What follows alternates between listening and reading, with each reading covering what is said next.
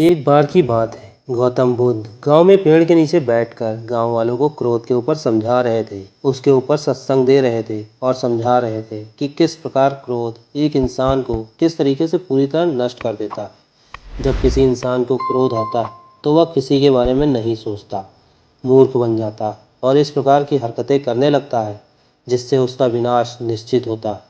सारे गांव वाले इस बात को बहुत ही ध्यान से सुन रहे थे कि क्रोधित व्यक्ति कभी भी अपना आपा खो सकता है और किसी के साथ भी कोई भी व्यवहार कर सकता है। जब यह विषय आगे बढ़ने लगा तो गांव वाले इस विषय को बहुत ही ध्यानपूर्वक सुनने लगे। लेकिन बीच में बैठा हुआ एक व्यक्ति थोड़ा विचलित हो रहा था।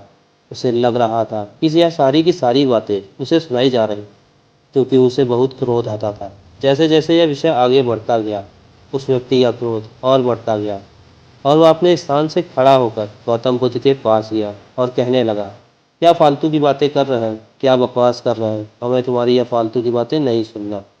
जब गांव वालों ने देखा कि वह व्यक्ति गौतम बुद्ध के साथ इस प्रकार का व्यवहार कर रहा है, गांव वाले गुस्सा हो गए और उसे मारने के लिए दौड़ पड़े। लेकिन गौतम बुद्ध अभी भी शांत थे और उसी मनोभाव में थे जिस प्रकार पहले सत्संग दे रहे थे। बुद्ध ने उन व्यक्तियों को रोका और कहा कि नहीं, इस व्यक्ति को कुछ मत कहिए, इस व्यक्ति की कोई गलती नहीं है। इस व्यक्ति को क्रोध आ रहा है और क्रोध में ऐसा होना निश्चित है, इसमें इसकी कोई गलती नहीं। सभी गांव वाले आश्चर्यचकित हुए कि गौतम बुद्ध के साथ इस व्यक्ति ने इतना कुछ किया। लेकिन गौतम बुद्ध अभी भी शांत था और उस व्यक्ति के खिलाफ कोई भी बात नहीं सुनी। थोड़ी देर के बाद वह व्यक्ति वहां से चला गया और सारे लोग अपने क्रियाकलाप में लग गए। रात में जब वह व्यक्ति सोया तब उसे अपनी गलती का एहसास हुआ।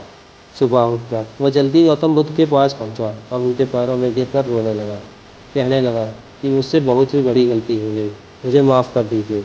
मैंने आपको कल बहुत ही अपशब्द कहे, बहुत ही बुरा व्यवहार किया और इसके लिए आप जो सजा मुझे देना चाहते हैं वो दें। गौतम बुद्ध ने उस व्यक्ति को उठाया और कहा कि मैं बीते हुए दिनों की बात को याद नहीं रखता और तुम्हें भी यही करना चाहिए। तुमने अपनी गलती मानी और उससे सीख ली। क्रोध हर एक इंसान को आता है, वह अपने साथ बहुत कुछ लेकर जाता है। इसलिए अगर आपको ज़िंदगी में क्रोध आता है तो उस समय के गुजर जाने का इंतज़ार कीजिए, क्योंकि क्रोध थोड़े समय के लिए आता है लेकिन वो आपकी ज़िंदगी से बहुत कुछ लेकर चला जाता है। क्रोध पर विजय पाने का एक तरीका है, उस वक्त के जाने का इंतज़ार कीजिए जिस वक्त पर आपको क्रोध आया। उस वक्त पर आप शांत रहिए और उस पल के गुजर जाने का इंतज़ार कीजिए, जिससे आपकी ज़िंदगी में सब कुछ अच्छा होगा।